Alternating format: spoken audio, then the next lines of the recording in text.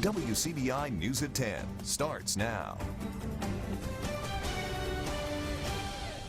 Thank you for joining us tonight at 10. The governor saying today that the state's positivity rate for testing is still too high. Meanwhile, fewer people have been getting tested. Courtney Ann Jackson asked state leaders about the decline in testing today. This chart from Johns Hopkins University shows the testing trends. The lighter orange lines are the daily total of tests given.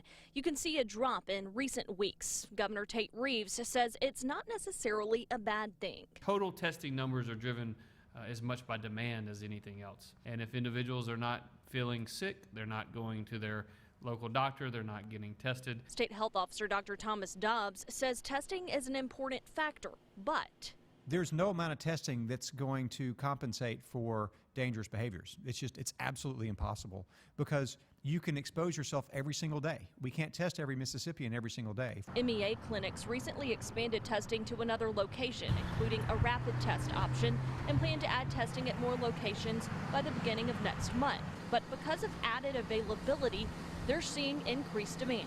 I would anticipate with everybody being out there going back to school, sporting events that are happening and that type of thing, you would anticipate, right, that more people will be exposed and more people will be tested over the next few weeks. They're also trying to be mindful of resources as they expand testing options. So we don't know what the future holds. Right now, we're, counting daily what we have and trying to anticipate.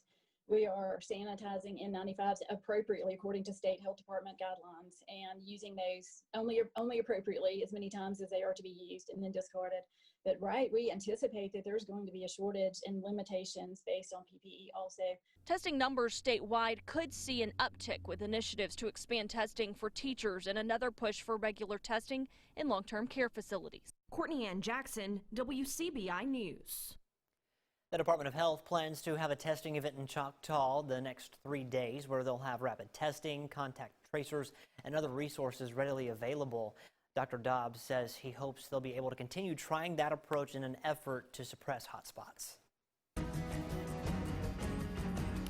The Mississippi University for Women says 4 students in the nursing program test positive for coronavirus. The junior class is shifting to remote learning for the next 2 weeks. The university says the 4 students were asymptomatic. It's not believed there's internal spread happening on campus, but the university isn't taking any chances. On top of the 4 positive cases, 71 other students are also under quarantine for the next 14 days. That quarantine started yesterday. State Health Officer Dr. Thomas Dobbs says the State Health Department is investigating the outbreak at the W.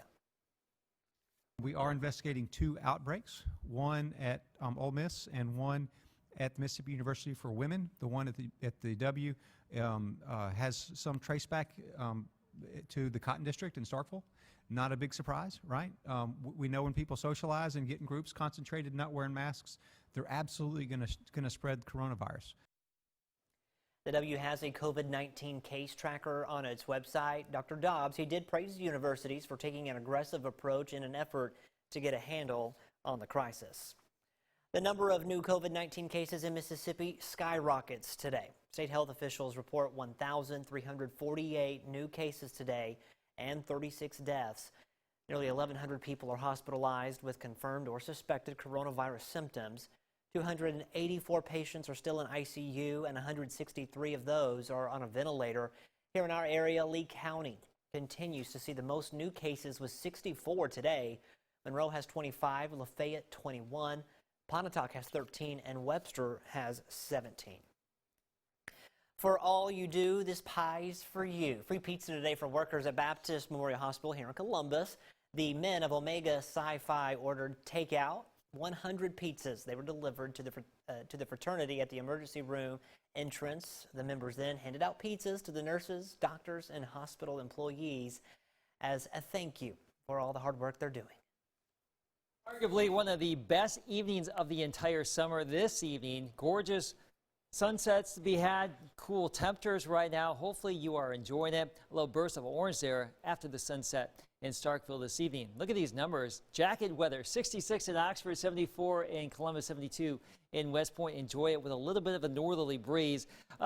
Chance for a little bit of patchy fog later on tonight, mid-60s for lows in general. Tomorrow, a comfortable start, but we're back into the upper 80s to around 90 in the afternoon. from midday on into the afternoon and evening, we will have a chance for some scattered showers and storms, some local downpours, some thunder and lightning is certainly possible. We'll have your 7-day forecast coming up in just a little bit. Well, classes start Monday for Starkville students. Teachers and staff at Sudeth Elementary are spending time cleaning and sanitizing ahead of the back-to-school rush. Our Cash Matlock has more. For faculty and staff at Sudeth Elementary, work will begin more than an hour before students arrive. Each employee is tasked with cleaning a certain area. Everyone's responsibility this year is to keep the school clean. Each day our custodians will go through and will sanitize the common areas, and then before the students arrive into the classrooms, the teachers will sanitize the classrooms in the morning before the students arrive. But the cleaning doesn't stop after the bell rings. This is going to be like all day, every day, 3 times a day. Benjamin Randall has been the head custodian at Sudeth for 6 years. He says the most challenging part will be cleaning behind people as they enter the building throughout the day. Handbars, doorknobs, keeping the bathroom sanitized 4 times a day. Each grade is assigned a certain entrance, and each entrance has a sanitization station. When students with the Starkville-Oktibbeha School District get to class, they'll actually pass by this thermal face scanner, which can read their temperature and detect if they're wearing their mask correctly. These are touchless hand sanitizing stations that will be used each time they enter the building and in the classrooms while they are sanitizing their hands. Sudeth has 6 custodians on staff, but the responsibility of disinfecting the campus doesn't rest on their shoulders alone. Each classroom is getting or has a bucket of wipes that are much like Clorox wipes or Lysol wipes, but they are filled with a hospital grade sanitizer and disinfectant. And we will wipe down all the desks and any supplies like manipulatives that the kids would use. We do that throughout the day, and then of course at the end of the day, sweep of all the classrooms, sanitizing and spray as well. This school year may be different than before, but faculty and staff members are staying positive. Sudeth Elementary is a safe place to come, and we want our students and our families and our community to know that. The hand sanitizer that they use is a special non-alcoholic formula that's safe for children who may frequently put their hands in their mouths. They say that they're swapping their water fountains out with water bottle fillers. All right, we're going to send things back over to Chief Meteorologist Keith Gibson. Keith, you said it, a picture-perfect night, evening, and it was. I walked Moose, and it was just like, oh, I know it. Fall-like out there. It does feel like fall. Pumpkin spice latte season. Hey, I'm ready for them. Maybe we've pushed the calendar up a little bit. Here's our first alert forecast tonight. Our helper, Zen Jordan, getting ready to go out tomorrow, maybe dealing with a few storms over the next couple of days here. There you have it for the next couple of days in our area. We have a new tropical depression to talk about coming up next after the break. Stay with us. For WCBI First Alert AccuWeather Forecast with Chief Meteorologist Keith Gibson. Hot off the press tonight, tropical depression number 13 forming just a few minutes ago way out here across the open Atlantic, showing a little bit of organization. Sustained wind now at 35 miles per hour, moving briskly at 20 miles per hour from the to the west-northwest, and it will continue moving in that general direction, possibly becoming a tropical storm and perhaps approaching southeastern Florida by the end of the weekend. Now, the intensity and the exact track still way up in the air here, folks. So we have a couple of days to watch this. This is the first organized system now. There's a couple of systems we're still watching, one in the central Caribbean and another one just emerging off Africa. So very active right now. 13, the one that just formed, is going to be being steered from high pressure to the north, and that will push it back towards Florida as we go throughout the course of the weekend. The model is taking that in that general direction. And the other one in the Caribbean is also forecast to perhaps develop and move back out towards the Gulf of Mexico. So we're watching 2 systems really at this point, and that would include the Gulf and the Southeast at some point late in the weekend or early next week. Will we be affected directly or indirectly here? Still iffy on that, we'll see. But plenty of warm water in the Gulf, the Caribbean, the Western Atlantic, and tropical systems love to feed off that warm water, low wind shear, and there's some signs that some of those storms and systems could strengthen a little bit more over the next couple of days here. So we'll watch it. Every system this time of year needs to be watched as we are nearing peak season in the tropical Atlantic. Now, bringing it back closer to home, absolutely ideal this evening. That was our time lapse from Durham's. In Vernon, no rain on our radar, but we still have some significant rain going on near Montgomery, Alabama. Very heavy rain in Alabama today, several inches in some spots, some flash flooding concerns. And tomorrow we will likely have a better opportunity for some scattered storms around here. Amory, we start out in the 60s, but quickly warming into the upper 80s during the afternoon hours.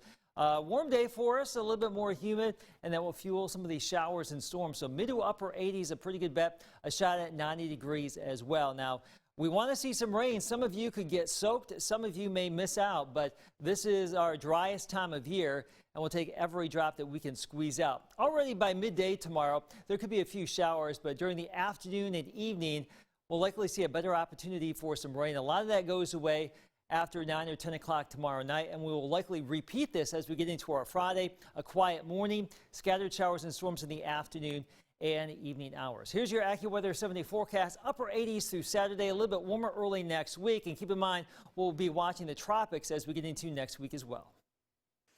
The Mississippi Business Journal has named Northeast Mississippi Community College as one of the top colleges in the state. That honor follows a recent recognition as the top school in Mississippi for online education from onlinecolleges.com. Last year, the Mississippi Business Journal named NEMCC the healthiest workplace in the state among colleges and universities.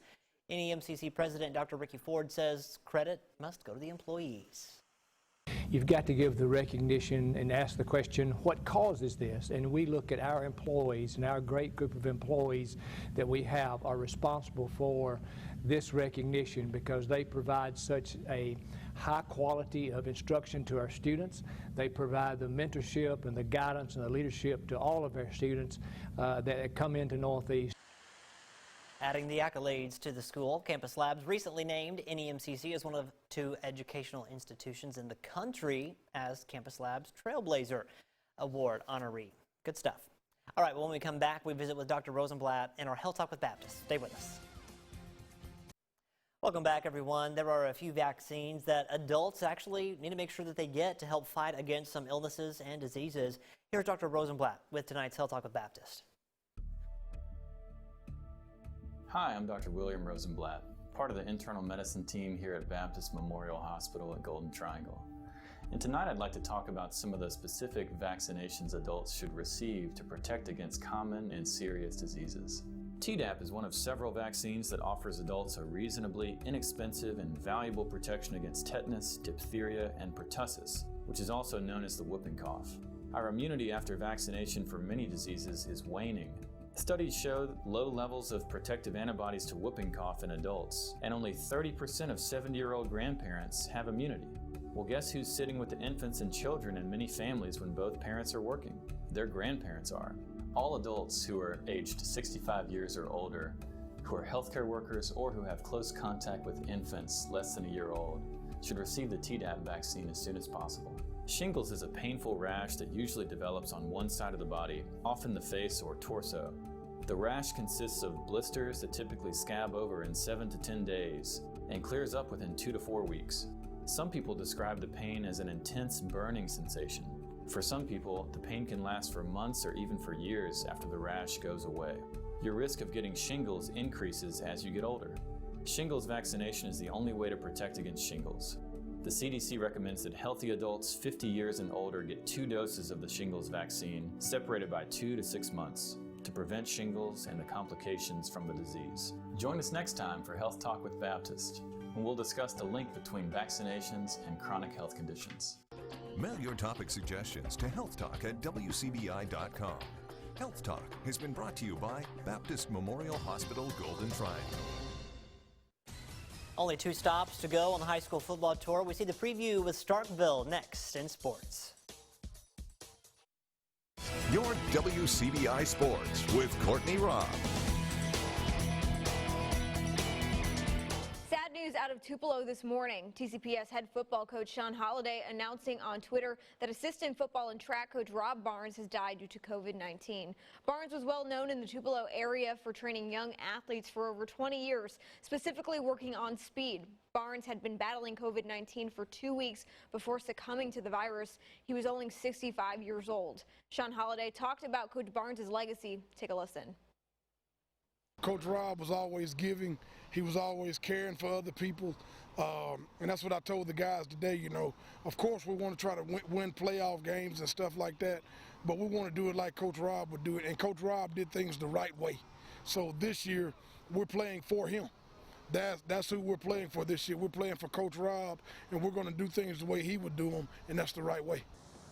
The candlelight vigil will be held in Barnes' honor Friday night at 8 p.m. at Robbins Field in Tupelo. We're nearing the end of the high school football tour. The Starkville Yellow Jackets, after falling one win short of a state title appearance, head coach Chris Jones and the Swarm enter 2020 ready to sting all opponents in sight. Starkville is step number 59 on the high school football tour. WCBI Sports 2020 High School Football Tour is brought to you by Itawamba Community College, Cannon Ford of Starkville, Monroe County Farm Bureau, Max South Broadband, and the Bank of Vernon. The Starkville Yellow Jackets entered the 2020 campaign looking to play hard and sting harder. Last season, Starkville fell one game short of the 6A state championship game after losing to rival Oxford in the North Half Final. Now heading into the season, the team has one goal in mind. Finishing, and every day we're just trying to preach and make sure that we finish and finishing our drills, you know, finishing team stuff, and just on a day-to-day grind, just making sure we understand the importance of finishing. You got to finish strong. We always get to the playoffs and like fall short. You got to play all 4 quarters. You can't just play the first and second quarter. You got to play all 4 quarters. The Yellow Jackets lose key playmakers from both sides of the ball, including the team's interception leader Kyrie G and end zone offensive player of the year in Mississippi State Bulldog Rufus Harvey. But this is Starkville. Head coach Chris Jones is excited for the guys he has now to step up and showcase what they can do on the field. A lot of kids just kind of got lost, I want to say, because we didn't have a spring or a summer. So we got some kids under the radar that can really play. They just need the opportunity right now. A lot of the young guys last year are really stepping up, and you know, we've worked really hard this summer. Even before school kind of got out, we were making sure to always work hard. And these guys have been around the system for a while, and I think we're going to shock a lot of people. With the weapons we have. But Starkville does return some known faces who will have a strong say in how far this team goes. Returning tackles and sacks leader Keyshawn Lawrence leads a stingy defense, and Florida State commit quarterback Luke Altmaier calls the shots on O. However, Jones says it's going to take more than one player to reach their ultimate goal. He should do a good job. He got a great supporting cast. He got a lot of kids around him that can play. I think he understands more so now than ever that it takes all 11. I can play, but I need all 11 guys on board, and I think he understands as a quarterback, I have to get everybody on board. I have to use all my pieces. At the end of the day, I can't do it by myself. You learn a lot, as you play, as you get a lot more reps. I've had a lot of reps, through my career. I've been here for 4 years now, so, I've learned a lot, and, I'm ready to be the best I can be. The Jackets have embraced the tradition of a program that's won 6 state titles and hopes this season is the one where they create a legacy of their own. We have to do what we need to do so we can be a part of that elite tradition, so we can, have that conversation with your uncles and your cousins and all those people who won before. This year, we lost a lot of our seniors, but I expect, most of our people coming back, we know this game of football. With our senior leaders and, just the talent we have, the coaching staff that we have, we're going to be fine. We've been doing this for a long time, so, we're ready. Starkville kicks off the season September 4th, hosting rival West Point. With the Yellow Jackets on the high school football tour, Chris Bolton, WCBI Sports.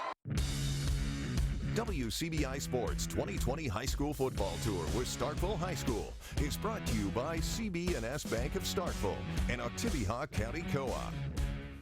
That's it for sports. More for you when we come back. Stay with us. A chance for a few storms tomorrow, Thursday, and Friday, probably during the afternoon and evening. The best chances here, not a lot during the morning, we don't think. As we get into the weekend, still some rain possible Saturday, Sunday looking pretty quiet. More storms possible next weekend, some showers. And of course, we are watching those tropics. More on that later this week. They're acting up. They are. Thanks so much, Keith. Thanks for watching, everyone. Have a good night. We'll see you back here tomorrow.